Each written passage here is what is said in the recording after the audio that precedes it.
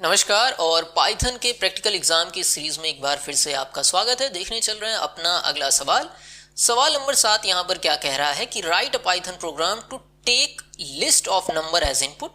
मतलब प्रोग्राम ऐसा रहे कि इनपुट के तौर पर क्या ले सके, लिस्ट ऑफ नंबर ले सके from the user and produce a communicative list where each element in the list at any position n is sum of all element at position up to n-1। मतलब यहाँ पर सवाल क्या चीज कह रहा है एक बार समझिए कि यहाँ पर एक लिस्ट जो है वो इनपुट के तौर पर जा सके जिसमें कई सारे एलिमेंट्स हो सकते हैं, कई सारे नंबर हो सकते हैं, और किसी भी पोजीशन पे जब हम सम काउंट करें तो वो पिछले सारे पोजीशन के एलिमेंट्स का सम हो। मतलब यहाँ पर अगर हम एलिमेंट काउंट करें तो इन सब का ये सम दे दे। एक बार इस चीज को मैं प्रोग्राम में आपको करके दिखाता हूं और आप सवाल आसानी से तब समझ पाएंगे। सॉल्यूशन देखिए कुछ इस तरीके से आपको दिखेगा और इसको ध्यान से देखिएगा ताकि समझ पाए। यहाँ पर हमने इस प्रोग्राम को रन करा दिया और यहाँ पर देखिए क्या चीज हो रही है। देखिए हमने इनपुट के तौर पे 10, 20, 30, 40, 50 दिया था और आउटपुट हमारा 10, 30, 60, 100, 150 आ रहा है। ये कैसे हो रहा है इस चीज को यहाँ पर मैं समझाता हूँ आप लोग को। देखिए ये हमारा इनपुट रहा और ये हमारा आउटपुट रहा। अब इसमें समझने वाली बात क्या है, सबसे पहले तो 10 था तो 10 ही आ गया। अगले पोजीशन पे अगर हम देखें तो यहाँ पर 20 था। अब 10 और 20 को जोड़ेंगे तो क्या आएगा, 30 आएगा। तो अगला एलिमेंट हमारा क्या आ गया, 30। इसी तरीके से अगली बार जब हम चले तीसरे एलिमेंट की तो 10 जोड़ा, 20 जोड़ा और 30 जोड़ा, तो 10, 20 और 30 जोड़ेंगे तो आ जाएगा 60। ये हमारा बन जाएगा तीसरा एलिमेंट। उसके बाद अगले एलिमेंट की बारी करें तो यहाँ पर 40 है, तो 10, 20, 30, 40 इनको आपस में अगर जोड़ें तो आपका 100 आ जाता है। 40, 10, 50, 50, 50, 100 हो गया। और आगे अगर इसमें 50 जोड़ेंगे तो अगला एलिमेंट हमारा 150 आ जाएगा। यही चीज कह रहा है कि किसी भी पोजीशन पे जब हम सम काउंट करें तो वो अपने पिछले सारे टर्म के सम के बराबर होना चाहिए। यहाँ पर ये चीज आपके सवाल में कही जा रही है। अगर इसके सॉल्यूशन की बात करें किस तरीके से इसका सॉल्यूशन होगा तो बहुत आसान तरीके से इसको समझाया गया है।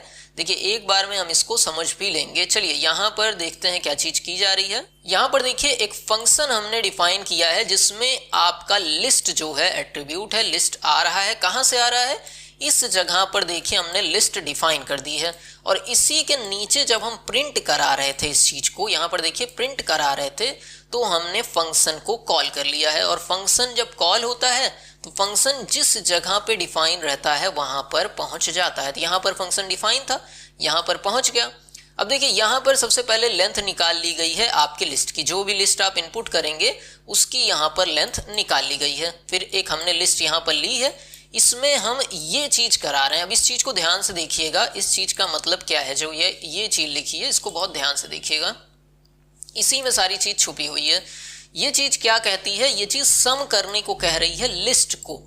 सम कैसे, स्टार्ट होगा 0 इंडेक्स से, खत्म होगा x पे और हर स्टेप में एक जंप करेगा। फिर से एक बार, स्टार्टिंग कहां से हो रही है, 0 से। पहली जो चीज होती है वो दिखाती है कि स्टार्टिंग कहां से हो रही है।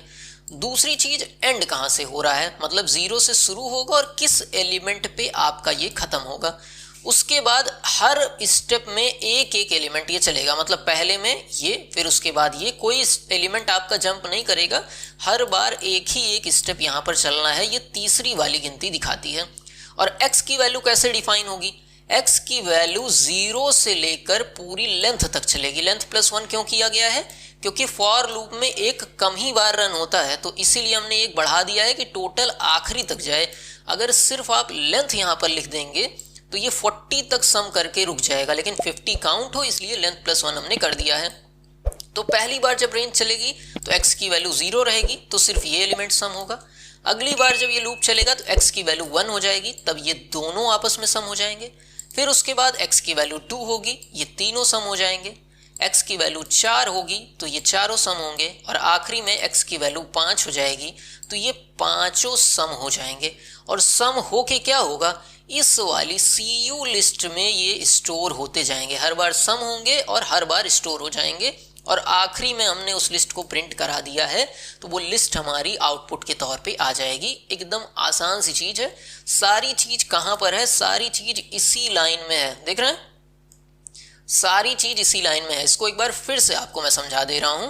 यहाँ पर देखिए CU लिस्ट में वैल्यू स्टोर हो रही है। सबसे पहले यहाँ पर सम कहा गया है, मतलब चीज़ों को जोड़ देना है, लिस्ट वाली सारी चीज़ों को जोड़ देना है। किस तरीके से जोड़ना है, 0 से इंडेक्सिंग स्टार्ट करनी है और x तक इंडेक्सिंग आपकी लेकर जानी है और हर स्टेप में एक एक एलिमेंट जंप करना है, मतलब पहले के बाद दूसरा, दूसरे के बाद तीसरा, तीसरे के बाद चौथा, चौथे के बाद पांचवा, हर स्टेप में एक एक कदम चलेंगे। अब x की वैल्यू किस तरीके से डिसाइड होगी, इसके लिए यहाँ पर रेंज दे दी गई है फॉर लूप चला के। सबसे पहले 0 से शुरू होगा और जितनी बड़ी आपकी लिस्ट की लेंथ है पूरे एंड तक ये जाएगा। तो सबसे पहले ये चलेगा एक स्टेप और आपकी CU लिस्ट में यहाँ से उठ के 10 स्टोर हो जाएगा। अगली बार में ये चलेगा, सॉरी यहाँ पर 10 लिखा रहने देते हैं।